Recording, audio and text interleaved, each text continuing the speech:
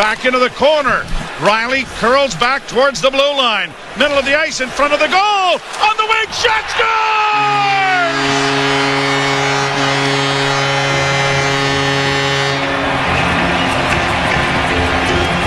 This is like the toilet seat.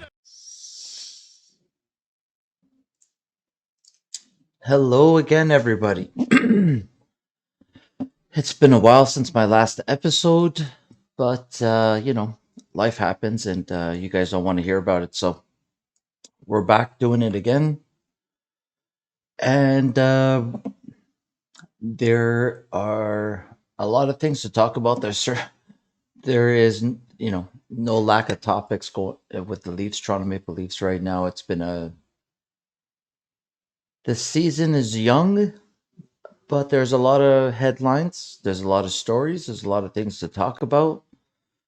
Obviously, the Leafs started a little bit slow to start the season. And it's pretty much a copy of what happened last year, but I'm sorry about that. It's incredible the reaction, the overreaction, the freak out that happens in this city over a 10-game span to start the season when all you hear in this city, in Toronto, is that the regular season doesn't matter. How is it possible that the regular season doesn't matter, but yet literally everybody, including the media, and I think it really starts with the media and then the fans kind of pile on because they get triggered. I don't think the fans are nervous in the first 10 games of the season, but the media jumps on it and starts talking about it and kind of repeats it enough where the fans kind of, a bell goes off. It's like, oh, maybe we should be worried about this start. Maybe this isn't like last year. Maybe this is different. Maybe we need a new coach. Which is it? The regular season does matter or the regular season doesn't matter? Because if it doesn't matter, what is going on in this city? Is it just Leaf fans just need something to worry about? They need something to feel negative about? Are we like, is this fan base addicted to that negativeness? I don't know what it is, but why are you so upset over 10 games to start a season? I mean, I think it's so Leaf focused, it's so Leaf centric in Toronto that people really don't realize what's going on around the NHL. Like, I don't know if you guys know this right now, but the St. Louis Blues have lost 8 games in a row, and they're in last place in their division. Right now, the Central Division in the West goes Winnipeg, Dallas, Colorado. Those are the top 3. Then it's Chicago and Arizona, and then the last 3 teams are Minnesota, Nashville, and St. Louis. If the Leafs were in this situation, then you could freak out. 11 games into the season, St. Louis has lost 8 of 11 to start the season. They're last place in their division. Arizona just beat the Buffalo Sabres last night. And the Buffalo Sabres aren't a bad team this year, but Arizona won. And now they're 5-6 and 1 to start the season. And they have 5 more points than St. Louis. You can easily make those points up, but around the NHL, there are good teams struggling, and it happens to start the season. It's really, really the freak out point of the NHL, regardless of which fan base you are in, is 20 games. Pretty much at the 20 game mark, you get an idea of how the season is going to go. There are some ups and downs. Every team gets streaky. You win a bunch, you lose a bunch. The Leafs last year, for example, had the exact same slow start. They went on a 15-2 run. So teams get hot and cold. Right now, Vegas is hot, but in the Pacific, in the West, Vegas is number one. Seattle is second in that division. Los Angeles Kings are third. Seattle and Los Angeles are ahead of Edmonton, Calgary, Vancouver, Anaheim Sharks. Now, we pretty much know that the Vancouver Canucks, the Anaheim Ducks, and the San Jose Sharks aren't very good. But Edmonton and Calgary, based on the seasons they had last year, are fourth and fifth in their division. Now, Edmonton's issues are very deep. Their bottom six is still no good. Their goaltending is possibly worse because Jack Campbell is shitting the bed out in Edmonton right now. Thank God we didn't sign him. Can everybody just in Leafs Nation just collectively sigh, relax, and give Kyle Dubas his due for not signing Jack Campbell to 5x5? And thank God for Ilya Samsonov. I had some good feelings about this guy.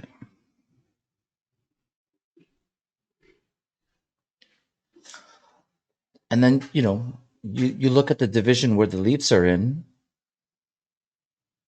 Tampa Bay Lightning are fourth in our division, and the Detroit Red Wings are second, above Boston and the Leafs. There's a lot of things going on in the NHL right now to start the season. In the first 15 games, a lot of weird things are happening. The standings are all over the place. But still, like Pittsburgh Penguins and the Washington Capitals are almost last in their division. The New York Rangers are not doing good. It's crazy when you look at the Metropolitan in New Jersey, and the Islanders are 1 and 2 in their division. Not Carolina, not the Rangers, not Washington, and not Pittsburgh. It's weird. But it's this fan base in Toronto needs to look around what's going on in the NHL and realize that the stuff that goes on with the Leafs is not doom and gloom. It's not the end of the world. Teams get off the bad starts, teams have down stretches, but if the regular season doesn't matter, which I am constantly told it doesn't, it all matters what the Leafs do in the playoffs. Then why are you freaking out? It seems like if they win, it doesn't matter, and if they lose, it's a freak out. The Leafs are eventually going to win a round in the first round and go to the second round, and people are going to be like, "So what if they won a round in the?" That's what good teams do. That's what you're supposed to do in the playoffs. It seems like it's a we don't care if you win, but we're gonna freak out if you lose. That's a bad combination in this town. But so, anyways, the slow start is there. The Leafs have turned it around. The West Coast trip was a disaster, but they came home. They beat Philadelphia. They beat Boston. They beat Carolina. They should have won last night versus the Vegas Golden Knights. But, the Leafs are still at the point right now where they're not managing the puck well. You look at that overtime goal Vegas scored. Mitch Marner just took off. He's like, I'm just, we're going to turn over the puck and then I'm just going to skate away and go do, I don't know what the hell he was doing on the other end of the ice, but, pass goes up the middle and Vegas goes and scores. There's no cohesion yet. They're not supporting each other. They're not skating. They're not skating to support each other. They're not close. The cohesion is not there. It's everybody just takes off on the Leafs, and then the defenseman. And here's the thing: Leafs don't have any offensive defensemen. Whether it's Muzzin, Brody,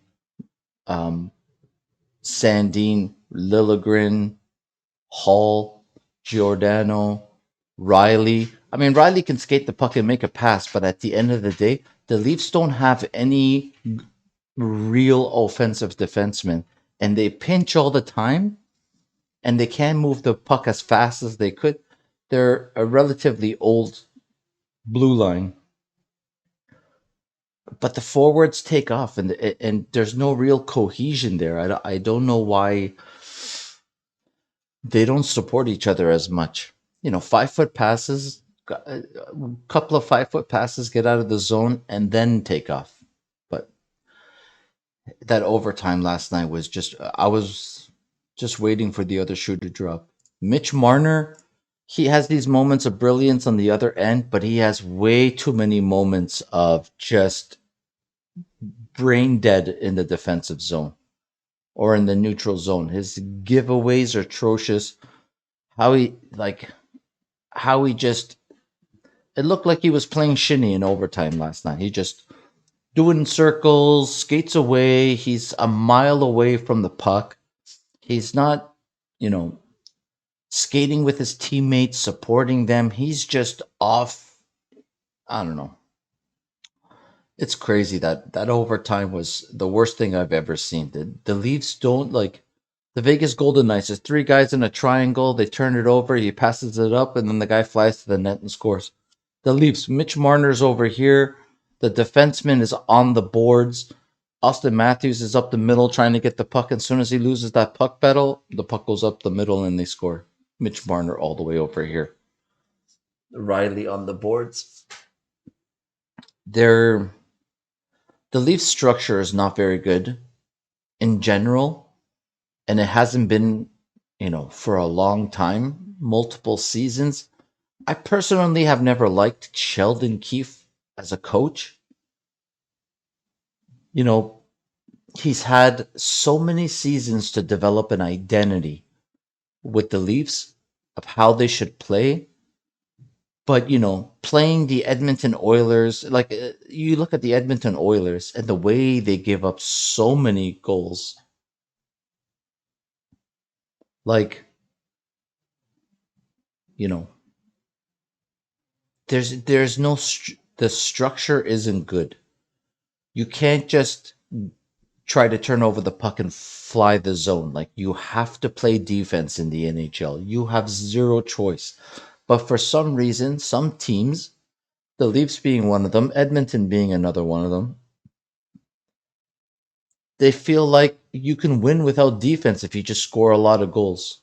You might be able to do that in the regular season, but you can't do that in the playoffs. Like, I understand that there's games in the playoffs where they get high scoring and it goes both ways. Calgary and Edmonton had some games like that last year in the playoffs. But that's only because Jacob Markstrom lost his mind and he had no idea how to goaltend. Like, I've never seen Jacob Markstrom be that bad in my entire life. But that's how it goes sometimes. And, you know, you look at Colorado. I mean, Colorado didn't sign their starting goaltender. They went with Georgiev. And, they're 6-4-1 to start the season. It's nothing special. But, at least they have Cale Makar, and he can skate the puck out of trouble. He can do a lot of things. A lot of teams don't have that. Like, Edmonton doesn't have the D-core that can skate the puck and move it. And I see that with the Leafs. Giordano and Muzzin, when Muzzin was healthy, you would think that veteran guys, for as long as they've played the game and the type of leaders that they are, when they get the puck on their stick, that they're going to do the simple thing. They're going to get it off the glass and out. They're going to get it off the boards and out, or they're going to flip it in the air and out. And then you see these guys constantly get the puck in the defensive zone and they don't move it. They make a bonehead move. They're not hard on the puck and they just throw a pizza up the middle, and then usually the puck ends up in the back of your net. And like I don't know what it is.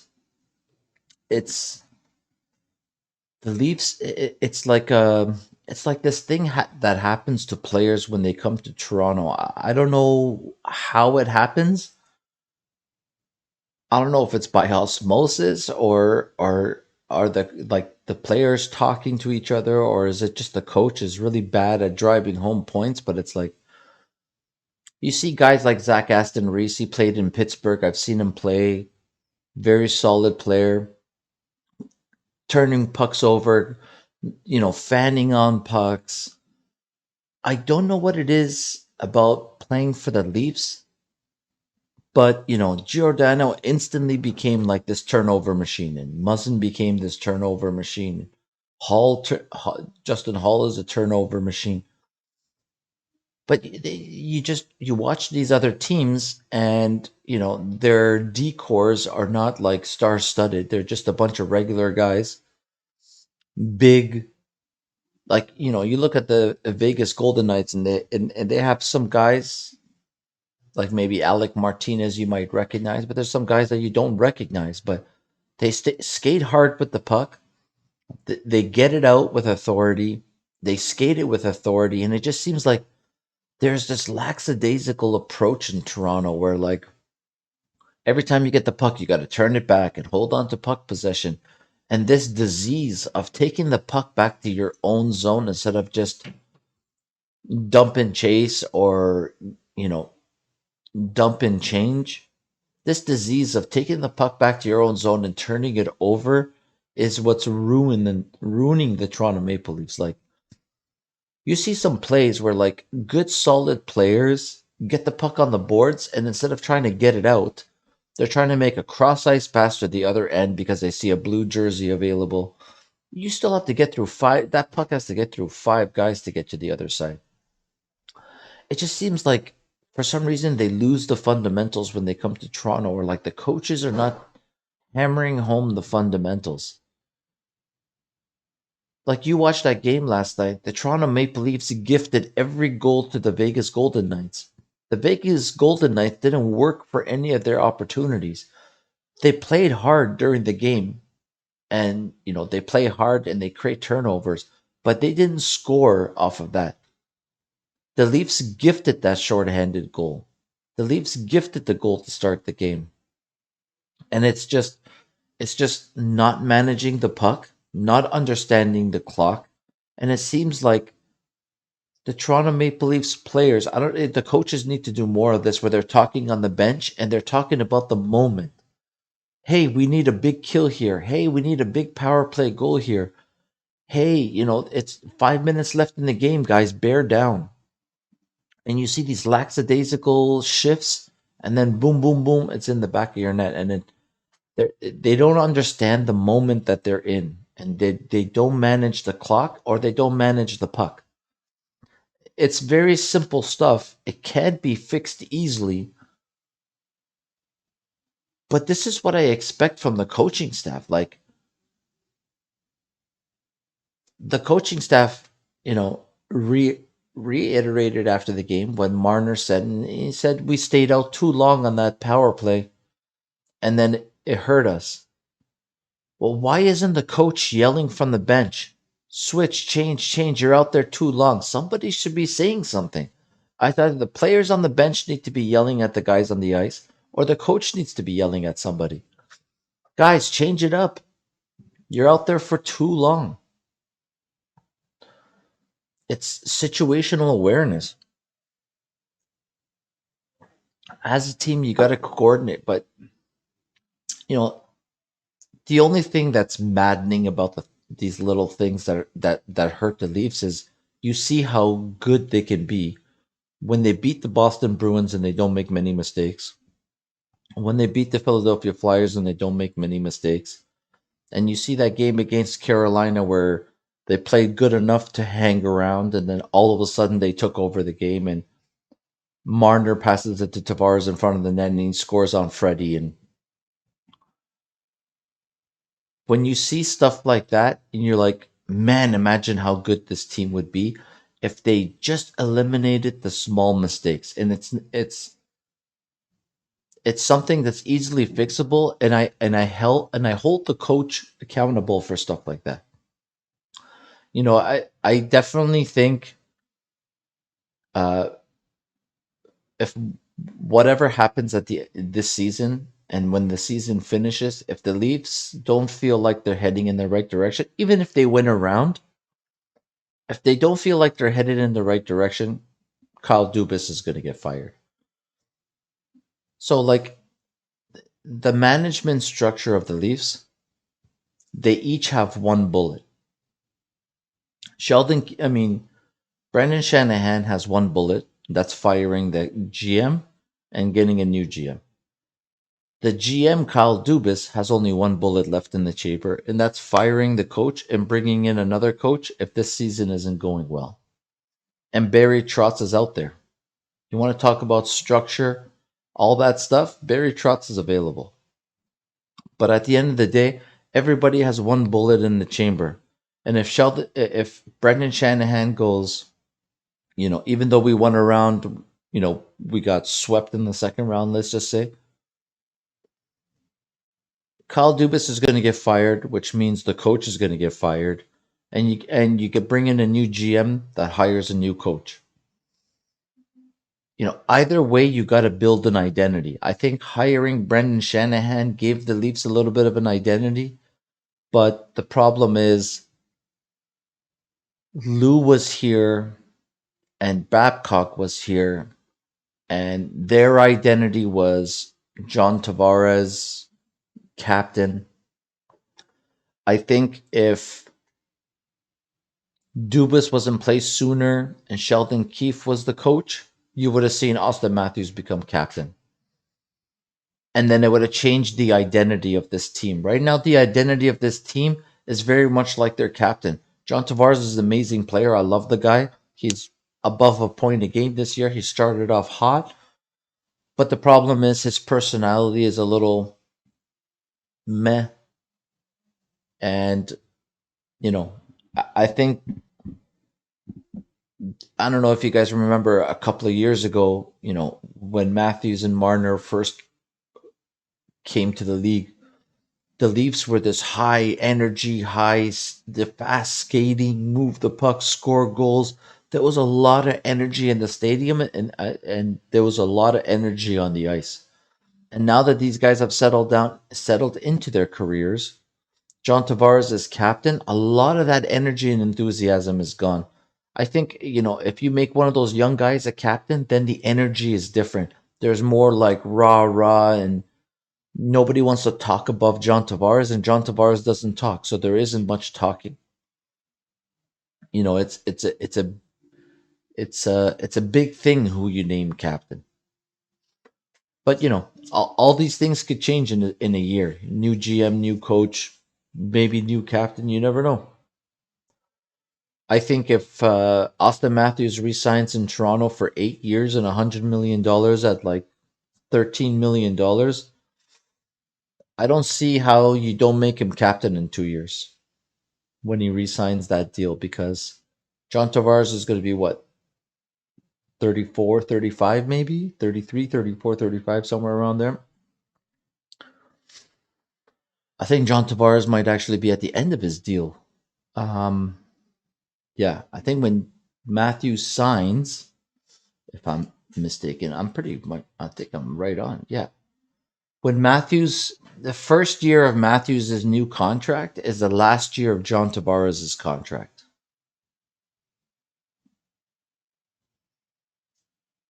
And that's pretty much how you go forward. But yeah, there's been a lot of good surprises to start the season. It hasn't been all doom and gloom. Even though they started slow, they're playing much better. And, they could have easily won that game last night. And it happens. You have bad games. It's not a big deal. But John Tavares with 15 points in 14 games, 8 goals. second on the team in points. I think he's first on the team in goals. William Nylander started the season hot. I've always loved William Nylander. I think he should be playing on the top line. But Gino Malgin is has been a pleasant surprise this year. He's even though he's been moved down in the lineup, he's still finding a way to contribute, which really shows his maturation over this time that he went back home and played in Europe. He's really matured to the point where he understands that you can still create offense on the fourth line with David Camp and Zach Aston Reese, and you can still make plays on the fourth line. Just because you're on the fourth line doesn't mean that all you have to do out there is, just smash people into boards. A lot of fourth lines are completely devoid of skill. And if you could go out there and dominate other people's fourth lines, you know, that's a huge plus. Timothy Liljegren scored 2 goals last night. Thank God he's back from injury. I really like Liljegren. I like Sandin. I think these guys are definitely the future defensemen of this team with Morgan Riley. And Timothy had a great game last night. He's been working with the coach to be more shot ready, and the puck was on his stick last night with some nice passes from David Camp and Mitch Marner, and he rifled both into the net, which is good for him. So great game from Timothy Liljegren. So he's back from injury. He's looking good. Dennis Malgin is looking good. I think Kelly Yarncrook has been a pleasant surprise. I didn't really know what to expect, but he's he's really opened my eyes. He's very solid defensively. He can put the puck in the net, which is a good thing. The Leafs bottom six needs to score a little bit more. David Kampf is 3 goals already this season. Wow. And the one thing that's really bothered me this year is Nick Robertson is getting yo-yoed up and down, up and down, up and down, and he's good. He is an NHLer. You know, he scored a couple of goals against Dallas and his brother, and he scored that overtime goal, and he just knew where to go and gave the puck to Matthews and got open and ripped that puck home. This guy just needs to just be put on the second line, and he gets told, you get 20 games, go out there. Don't just worry about making a mistake tonight or tomorrow. Like this coach, I don't know why certain coaches just pick one guy and then just like the Leafs did it to Nazem Kadri many years ago.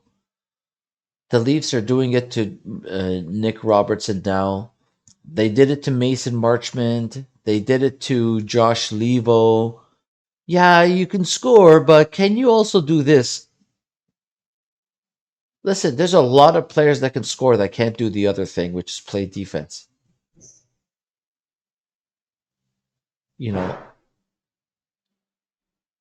sometimes you just got to let the guy do what he's got to do. And Nick Robertson goes out there and he's not one of those overpaid, I got my 8-year contract and I get to relax. He goes out there and he plays hard and he outworks people. And you need people like that in your lineup. You can't have just a bunch of satisfied, overpaid guys on 8-year contracts. And then that's why you lose every single puck battle. You know, the Leafs need some hungry guys in the lineup. And Nick Robertson is one of those hungry guys. He shoots it like he wants to shoot it through the goalie. He hits people like he wants to put the guy through the boards. He's determined out there. And yet all I hear from the coaching staff is, we really need him to just take his ice time. What more do you want the guy to do? Like it's a very weird situation that they got Nick Robertson in. Like Pierre, guys like Pierre Engvall skate by doing the bare minimum, and then all of a sudden Nick Robertson is the guy who gets picked on. I would take Engvall out of the lineup and just let you know. Why isn't Justin Hall out of the lineup? The guy's made a million mistakes. Why is it just Nick Robertson that gets picked on? It's very weird. But yeah, you in general, I think the biggest talking point in the offseason was goaltending. What's Matt Murray going to do? What's Ilya Samsonov going to do? And do the Leafs have any depth? And we've seen Shalgren come up and play well. I don't blame any of the losses on him. He's played well. He played good in Carolina. He gave up a softie, but then shut the door afterwards. And Vegas was all over him last night. He made some great saves. So, you know, Samsonov has been amazing. I had, based on everything everybody said in the offseason, was this guy has a lot of tools, this guy has a lot of skill, and he's a big goalie. And, he can play well at times. And so far to start the season, Ilya Samsonov has made a bunch of saves to keep Leafs into games and win games for the Leafs. And I've been pleasantly surprised. I think he's going to be the Leafs goalie of the future. He's to me, Freddie was one of my favorites, and he seems a lot like Freddie to me. But these Russian goalies are very good. He's very big. He's very athletic. He makes great saves. I love everything about Ilya Sam. So yes, speaking about the Leafs goaltending, it's we haven't seen much of Matt Murray, but he didn't look bad when he was healthy and playing. It's an unfortunate situation that he had an abductor muscle injury. It's kept him out a while. Hopefully, he comes back and he's playing. That fluky play on the breakaway where Samsonov hurts his knee against the Boston Bruins is very unfortunate as well. I mean, like, what are the chances? But so far the goaltending hasn't looked bad. The goaltending is definitely not the problem in Toronto, even though everybody said that was going to be the case with the Leafs. You don't know about the goaltending. What is the goaltending going to do? But Ilya Samsonov has been great. And Matt Murray, when he was healthy, was playing good. And Shalgren has stepped in, and honorable mention to Eric Shalgren. Big shout out to Eric Shalgren, holding down the fort against the Vegas Golden Knights, the Carolina Hurricanes, making some big saves. He's been good. Can't complain.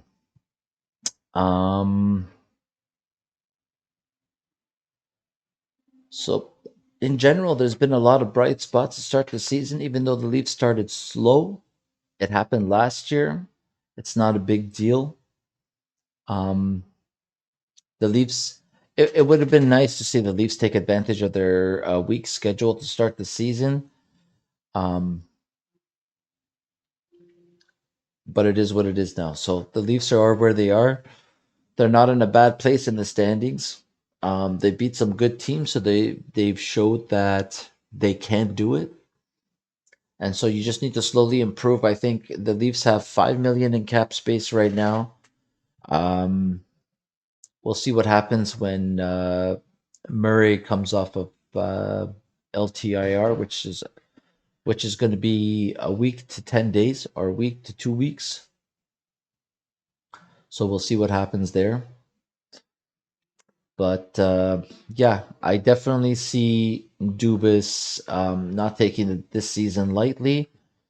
There's a lot of rumors out there. I think he's going to make some moves at the trade deadline. He's definitely going to go for it. I think this time that they're taking to